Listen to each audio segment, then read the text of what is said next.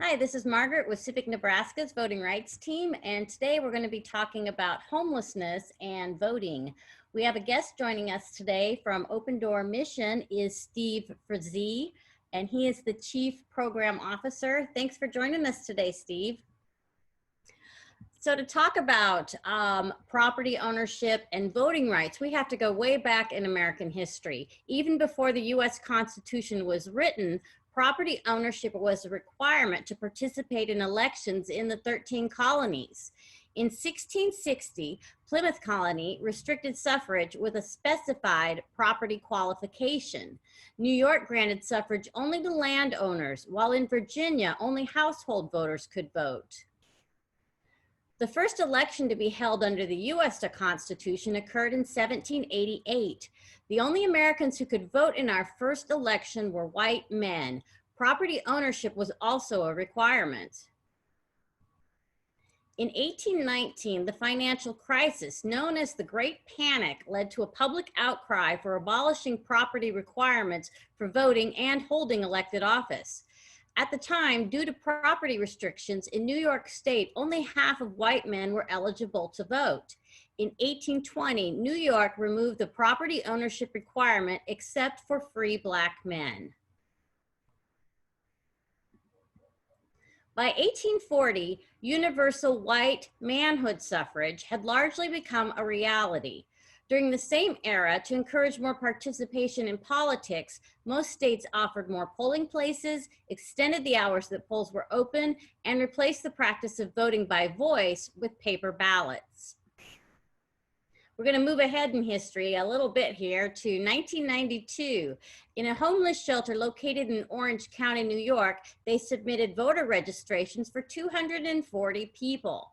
The County Board of Elections demanded the 240 appear in court for a review of their residency claims. 100 of the applicants appeared in court and were granted the right to vote in the upcoming election. The registrations of the 140 who did not appear were denied. The state Supreme Court overruled the lower court's decision to deny the voting rights of the 140 applicants who did not appear. The court stated that officials did not take reasonable, good faith steps to determine the residency of the 140 individuals. All 240 of the applicants had their ballots counted for the election. People experiencing homelessness face many barriers to exercising their voting rights. For example, in 2002, President Bush signed the Help America Vote Act, which requires voters to provide their driver's license numbers or the last 4 digits of their social security number when they register.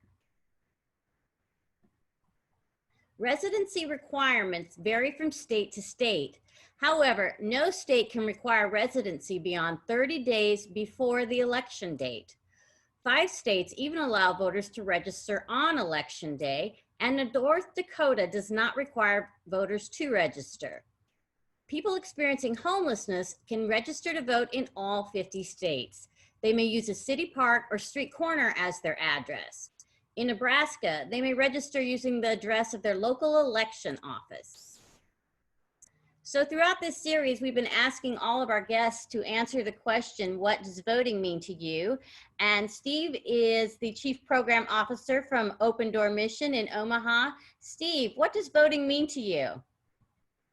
Well, it's an important opportunity for us to influence what happens in our country, and the opportunities to be able to have a voice in decisions. It is a little bit indirect, but it is what we have to try to influence the kinds of policies and laws and the application of those policies and laws that we desire. Do you know, do quite a few people who utilize your services, do they vote? Do you know?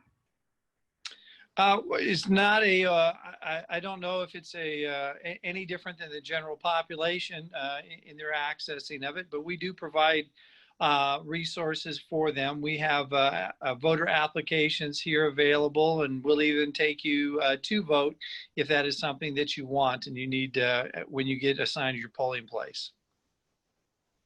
Well, that's excellent. And there is a lot of apathy among all voters in different populations throughout our country. So it's good to see that we do have people who are taking advantage of those opportunities to get out and vote. So I thank you for the work and the services you're providing, Steve. Oh, it's our pleasure. If you are if you're interested in helping protect voting rights, it's easy to do. You can become an advocate with Civic Nebraska. We work on a lot of issues to keep voting accessible to all people. And although we're doing social distancing now, we have created an online platform that you can do a lot of helping promote elections right from the safety of your home. It's called Outreach Circle. Very easy to sign up. You can just scan the QR code on your screen or visit the link that's at the bottom there. Thank you again for joining me today, Steve. You're most welcome. And thank you all for watching.